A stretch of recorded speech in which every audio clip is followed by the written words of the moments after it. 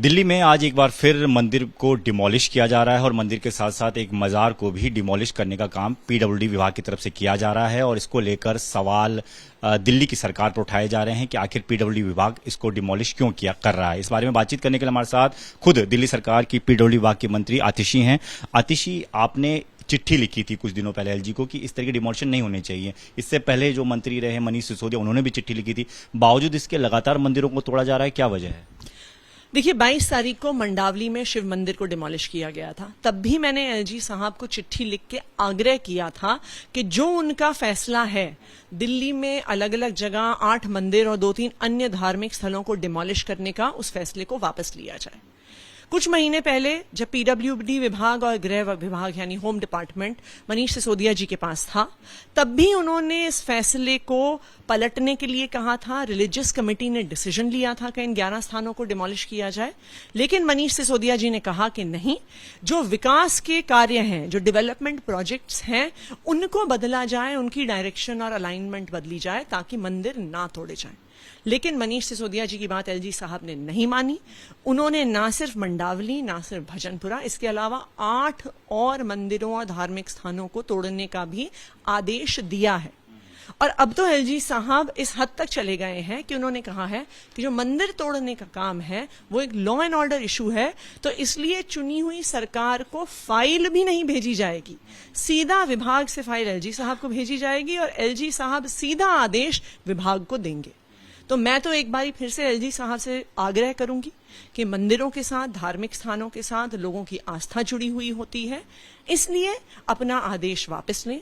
हम किसी भी विकास कार्य का डिजाइन बदल सकते हैं, लेकिन लोगों की आस्था को तोड़ना ठीक नहीं है। लॉ एंड ऑर्डर की सिचुएशन बिगड़ सकती है, जैसा आप भी कह रही हैं। इसको लेकर क्या आपने एलजी से दोबारा बात करने की कोशिश की और जो चिट्ठी आपने लिखी थी उसके जवाब में क्या कुछ उस तरफ से आपको जवाब मिला है? देखिए, मुझे एलजी साहब से कोई जवाब नहीं आया है, लेकिन मैं फिर से उन्हें लिखूंगी भी, उनसे समय भी मांगूंगी, क्योंकि ये बहुत ही संवेदनशील मुद्दा है।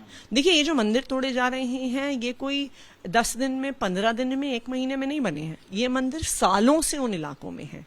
लोग अपने अलग अलग त्योहार वहां पर मनाते हैं, अपने रीति रिवाज वहां पर करते हैं। तो इन स्थानों से उस स्थानीय लोगों की आस्था जुड़ी हुई है। और आप देखिए, जब मंडावली में भी मंदिर टूटा तो इतने लोग सड़क पर आ गए। जब आज भजनपुरा में मंदिर टूट रहा था, इतने लोग सड़क पर आ गए। तो इसलिए मेरा एलजी साहब से निवेदन है कि इन मंदिरों को ना तोड़ा जाए। मैं तो भारतीय जनता पार्टी से भी निवेदन करूंगी। एलजी साहब को वो नियुक्त करते हैं। भारतीय जनता पार्टी तो हमेशा मंदिरों के नाम पे, धर्म के नाम पे, हिंदू धर्म के नाम पे वोट मांगती है, और जब चुनाव का समय नहीं है तो उनके एलजी साहब मंदिर पे मंदिर तोड़ने का आदेश दिए जा रहे हैं। तो मैं तो भाजपा से भी निवेदन करूंगी कि आप भी इस आदेश को रुकवाएं और दिल्ली में मंदिर ना तोड़ने दें। बीजेपी तो ये कह रही है कि दिल्ली की जो केजरीवाल सरकार है उसकी वजह से मंदिर टूट रहे हैं और ये झूठा इल्जाम जो है एलजी पे लगाया जा रहा है। तो एलजी साहब दिखा दें वो कागज। मैं तो एलजी साहब को चैलेंज करती हूँ, दिखाएं वो कागज कि उन्होंने कहा है कि मंदिर ना तोड़ा जाए। ये सिर्फ और सिर्फ एलजी साहब का निर्णय है और ये भारतीय जनता पार्टी का दोगलापन है कि एक तरफ वो हिंदू धर्म के नाम पे वोट मांगते हैं और दूसरी तरफ जब चुनाव नहीं होता तो अपने एलजी साहब से मंदिरों को तोड़वाते हैं। और ये कोई पहला किस्सा नहीं है। उनकी ही डीडीए ने, केंद्र सरकार की डीडीए ने श्रीनिवासपुरी में नीलकंठ मंदिर को तोड़ा। उनकी ही डीडीए ने सरोजनी नगर में प्राचीन हनुमान मंदिर को तोड़ा। और अब उनके ही एलजी साहब मंडावली में भी मंदिर तोड़वा रहे हैं, भजनपुरा में भी मंदिर तोड़वा रहे हैं। क्योंकि मैम पीडब्ल्यूडी विभाग से आप मंत्री हैं, दिल्ली में बारिश हुई, पानी भी कई जगह भरा, एक ऑटो चालक की मौत हो गई गड्ढे में गिरने से, उसको लेकर आपने स्टेटमेंट भी जारी किया। इस तरह की घटनाएं ना हो और इसको लेकर अब क्या तैयारी पीडब्ल्यूडी विभाग की? देखिए, पीडब्ल्यूडी विभाग को आदेश दिए गए हैं कि जो भी कंसर्न्ड अधिकारी हैं और जो भी कॉन्ट्रैक्टर हैं उन पे सख्त से सख्त कार्रवाई होगी।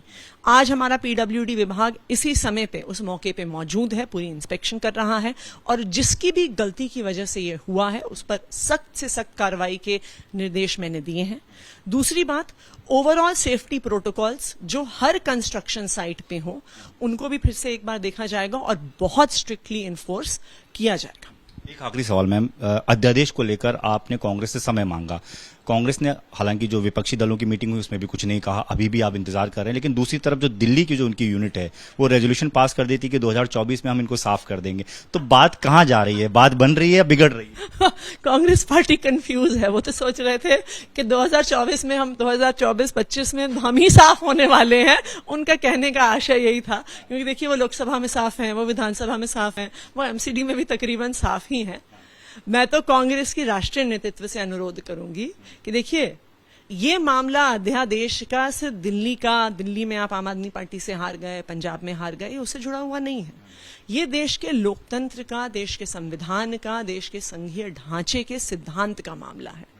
आज ये एक सरकार के साथ हो रहा है, कल ये किसी भी सरकार के साथ हो सकता है। हमने तमिलनाडु में देख लिया कि गवर्नर ने आदेश पारित कर दिया कि मंत्री को निकाल दिया जाए। ये आज तक के देश के 75 साल के इतिहास में कभी नहीं हुआ होगा। लेकिन ये एक द्योतक है, एक द्योतक है इस बात का कि मोदी जी की सरकार संविधान का सम्मान नहीं करती है, चुनी हुई सरकारों का सम्मान नहीं करती है। और इसलिए जो आज दिल्ली में हो रहा है कल किसी भी सरकार के साथ हो सकता है। इसलिए जरूरी है कि सब पार्टियों को साथ आना चाहिए।